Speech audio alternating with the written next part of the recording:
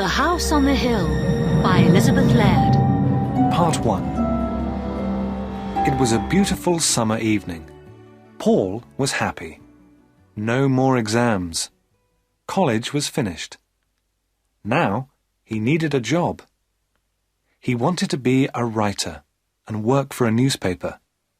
But first he needed a rest. It was hot in the house. There was no wind. "I'll go for a walk," said Paul to himself. "I'll go down to the river." Paul lived in a small town, and he was soon outside in the country.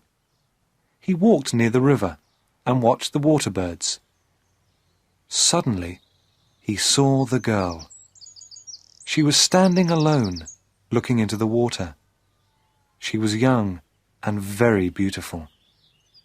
She had long dark hair, and she was wearing a pretty white dress.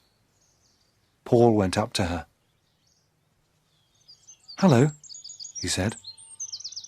"What's your name?" "I'm Maria," she said, and she smiled at him. Paul and Maria talked for a long time. The sun went down. It was nearly dark. "I must go home," said Maria.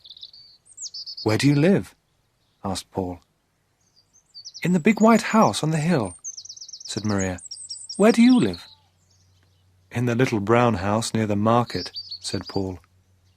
They laughed, but Paul was sad. The house on the hill was big and important. Maria was rich, and he was poor, and Paul was in love. After that, Paul and Maria often met near the river. Maria always wore beautiful clothes. She always looked lovely. Paul thought about Maria all day and every day.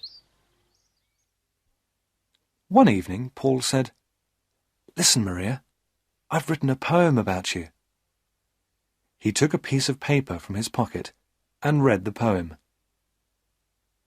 "I met her in the evening by the riverside. Her dress was creamy white, and her hair with ribbon tied. She turned and smiled at me, and I asked her for her name. Though I am young and poor, my love will stay the same." "You are wonderful, Paul," said Maria. "I love your poem."